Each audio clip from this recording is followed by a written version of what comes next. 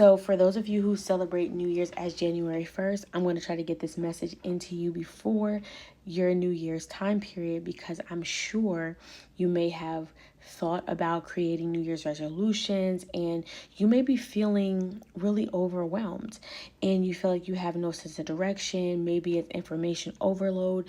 And I want you guys to really understand what can happen if you ignore your feeling overwhelmed. Like if you just try to suppress it or push it away and try to busy yourself with more things that are just going to fuel the feeling of overwhelm. So I will be referencing the book, The Secret Language of the Body by Ina Segal later, but I do want to ask you some questions that may help you really get rid of some of that overwhelm, transmute that, make it into something positive, right? So fortunately, we have a lot of information on social media. So much information at our fingertips, and it can make us very confused. And right when we think we're locked in and confident in something, we see something, a reel or a post, and it completely sets us back.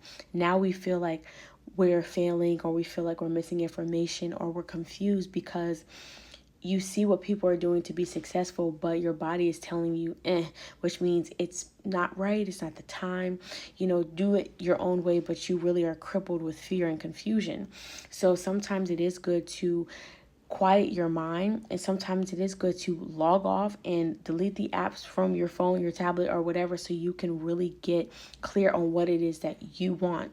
And you may have a lot of ideas, and there's a multi-purpose light or something. I was even that, but you have to also realize that even if you have a lot of ideas, guess what, you will have the opportunity to do them, but you can't do them, or don't want to say can't. It will be a little bit challenging for you to divide yourself in that way, especially if you don't have any resources or people to really help you do that. So you need to hone in on your passion project. What is it that you really want to do that you're passionate and about? Whether it's just a topic or whatever the case is, hone in on that. And you may have to list a couple of things. Maybe you may know what you want to talk about, but you want to do courses, one-on-one coaching, podcast, videos, and that could be a lot. Think about the delivery on how you want to do your message, and then number it. So, okay, you got, your website up. Fine. Are you going to go to podcasts next? Are you going to have retreats next? Are you going to build courses next? Like, what is it that you're going to do? And focus on that. Become a master of that. Get that going. And then when you feel secure, go ahead and do that. I know a lot of people feel overwhelmed because they feel like they have the lack of resources, but there's so many resources, so many free resources, from learning how to do a website, to learning how to set up a podcast, to learning how to run your social medias. I mean, there's so much information out there that you don't have to overwhelm yourself. And I feel like a lot of people also get overwhelmed because they feel like they're on a time crunch. Like they already feel like they're already behind, so they kind of rush through things, not realizing this is a constant cycle of destruction. Because if you rush through things, it's sloppy. People are going to feel that energy, whether you believe it or not, in your content, and you're not going to be successful. They don't want that rush energy, especially if they're coming to you for healing or help. They want you to take your time. So don't feel that you have to rush. I know this culture is always moving so fast, and you probably are telling yourself that you probably took a while to come to this point, so now you have to rush because you're making up for lost time. I want to do that. Just, find out where you got those thoughts at and why you feel like you're behind. Did somebody tell you that? Do you truly believe that you're behind? Or do you believe that you're right on time because you've had to go through certain things to bring to where you are? I used to think I was behind, but I realized, no, I was right on time. Some things it took me over almost 2.5 years to get. And when I'm doing this stuff now, I don't feel like I wasted time. I don't feel like I was behind.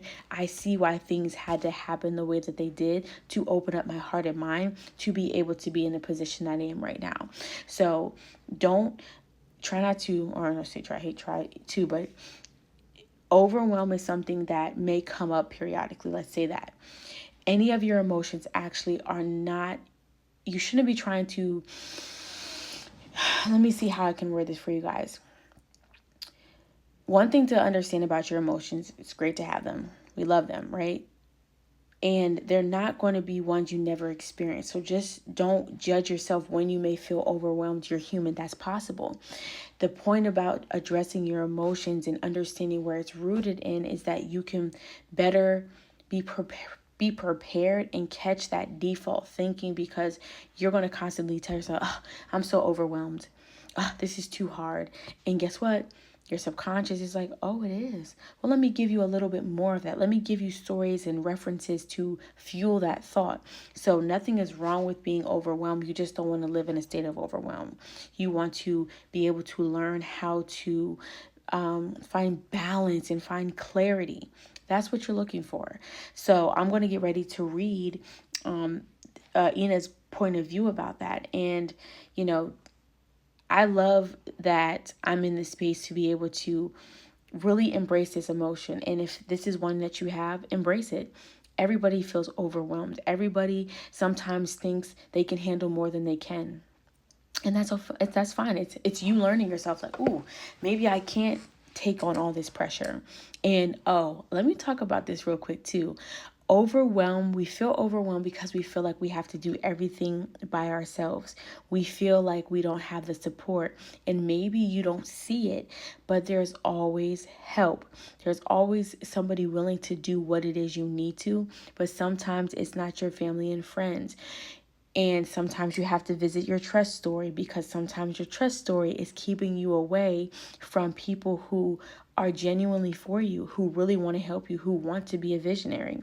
And, you know, sometimes you think when you bring people in, will they try to take your stuff? Will they try to, duck you at a weird time? You can't be living in the state of fear constantly. That's not healthy. So if there's things that you want to get done, you can do them by yourself. It may take more work for you to do it, but overwhelming yourself with all the tasks that you need to get done, then delegate them. Or just make sure that you're not on social media so much so that you can actually get things done in a quicker fashion without the rush energy, because now you didn't spend all day on social media and now you're trying to do 5 different people's positions with whatever it is you're trying to do. So just kind of keep that in the forefront of your mind, and let's get into this overwhelm. In this modern age, people are easily overwhelmed by the amount of information and choices available. This overload of information can lead to confusion, uncertainty, and a sense of chaos. The load of responsibility that many people carry is increasingly bigger and heavier. There is always too much to do and not enough time or resources to do it. The pressure of trying to do much can become overwhelming and lead to stress, fatigue, and exhaustion.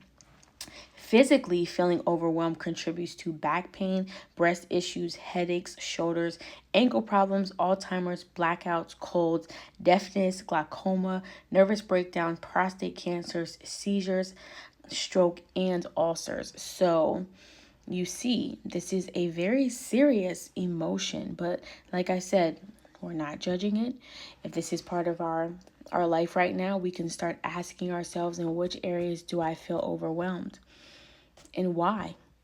Is it me that is making myself that way, or is there conversations and voices in my head from other people who were pressuring me to hurry up, do things quick, you don't have time, you have to do it a certain type of way? And you can decide, if you had a parent or somebody who was like, this is the only way that you're going to be successful. You have to shake hands with these people. You have to beg. You have to look a certain type of way for people to notice you. And that doesn't align with you. Then you have the choice to think differently.